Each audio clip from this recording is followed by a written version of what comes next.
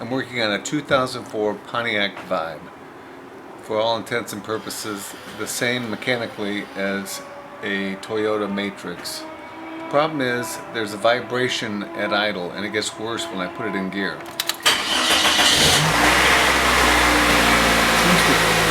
Vibration seems to come up through the floor and the steering wheel.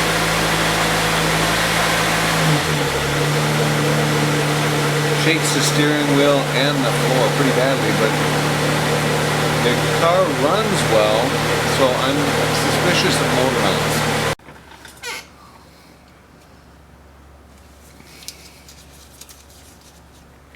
I took these nuts off already, right there. Now these two.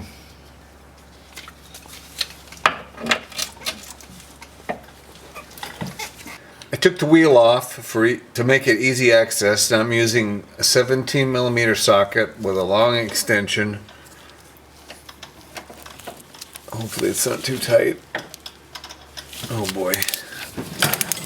Okay. Okay. I took the bolt out without having to jack up the transmission and equalize pressure or anything like that. It came right out. It's a little bit held in with the studs, I think, from underneath.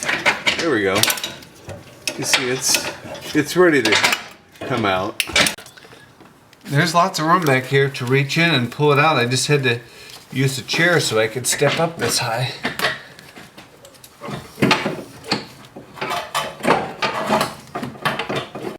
I had to lean it back a little bit because it's a little bit wider than that bracket that's on the engine.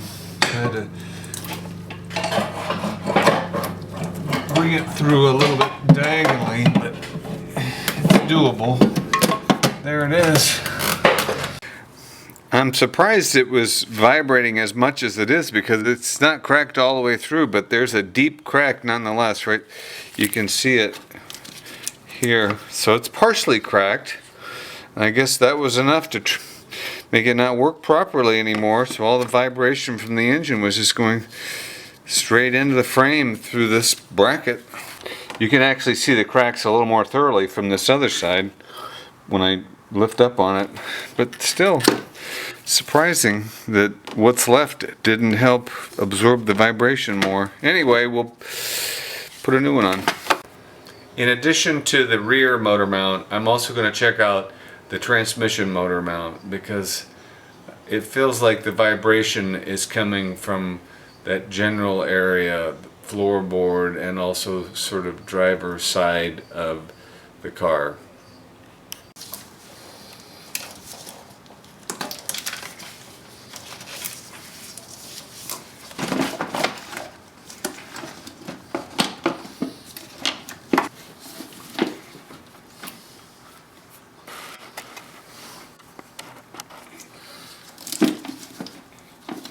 I'd like to be able to just slide this off of here somehow. It looks like it's easy to remove rather than take off all these hoses. Just lifting up on it a little bit. There we go. Okay. There are 3 bolts holding in the rest of the airbox.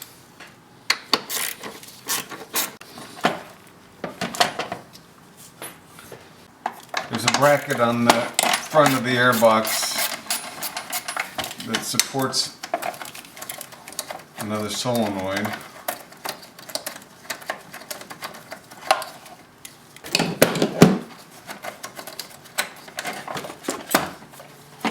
What do we have here? Okay. Here's the motor mount right here. So I need to support the transmission from underneath. Remove this bolt and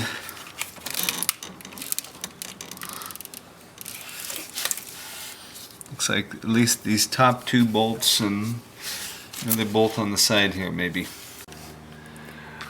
I'm going to try to do this without removing the battery, which appears to be kind of loose. But if I run into any difficulty at all here, I'm just going to take the battery and the battery tray out as well to get better access. I decided to go ahead and take the battery out so that I wouldn't risk shorting out any of my tools against it. It was easy enough to do. So I took the battery out. I'm using a long wrench to break this loose.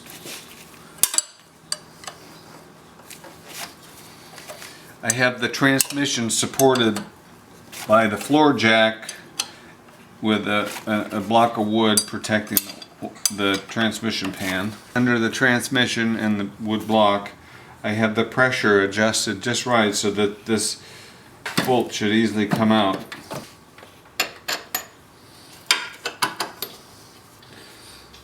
Okay.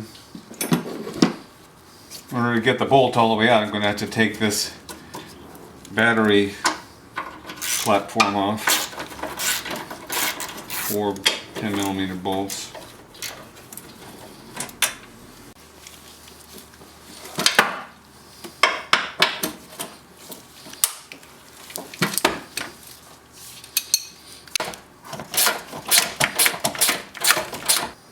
It's hard to see, but there's some minor cracking here and here.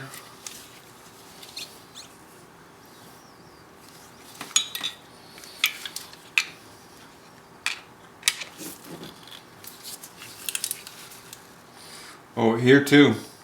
More cracking. So I'm going to replace this motor mount as well. Here's the new motor mount. Hopefully it just slides into place. These bolt holes don't line up perfectly, so I'm using a pry bar to move everything into place a little bit better.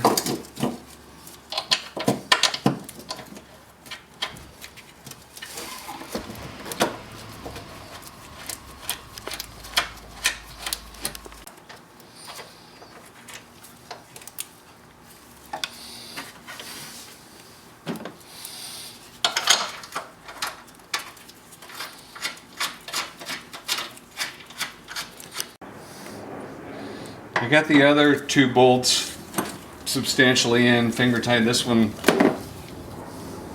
was a little harder to turn, so just getting enough thread in here so that it's going to stay in place while I get that long bolt through.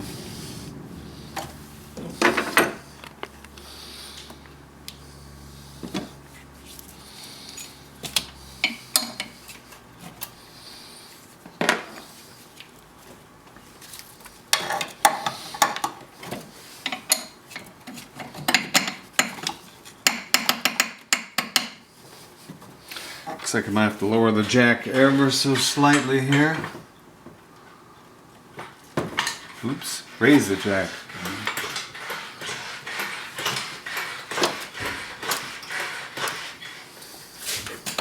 There we go.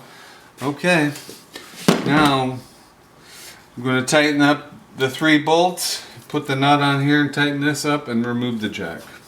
I'm just going to put all these miscellaneous parts back in the same way that I took them off. The battery platform, the tray, the battery, clamp for the battery, and the air box. And connect all these connectors, and that's my next step. Here's the new one.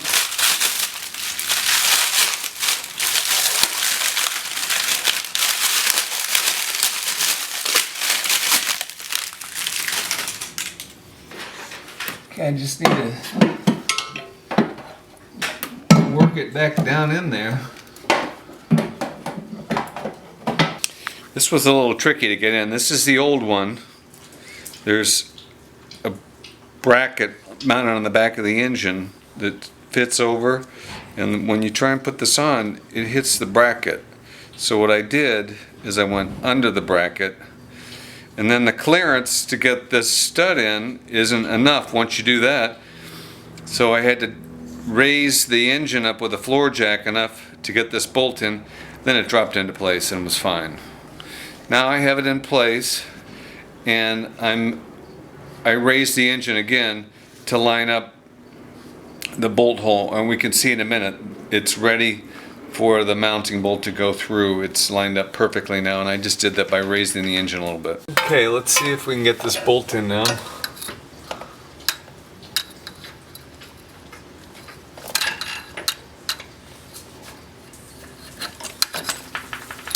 There we go.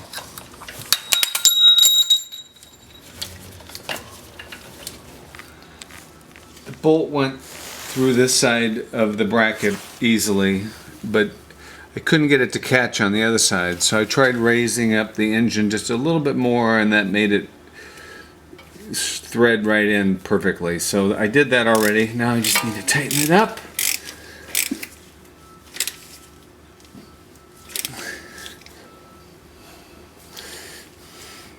And I've already tightened up the 4 nuts and bolts underneath. Now it's just a matter of putting the wheel back on the car and testing it to see if that helped. Okay, let's test the new motor mounts.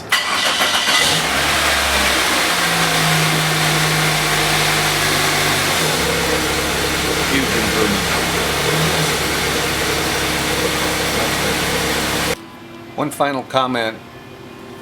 With the motor mount, or even with both motor mounts out, and the engine or transmission were both supported by a jack, be careful not to put your hands or your fingers anywhere that could get smashed. If the jack gave way or something slipped, use tools and pry bars and pliers and so forth when you're in those confined spaces that aren't safe.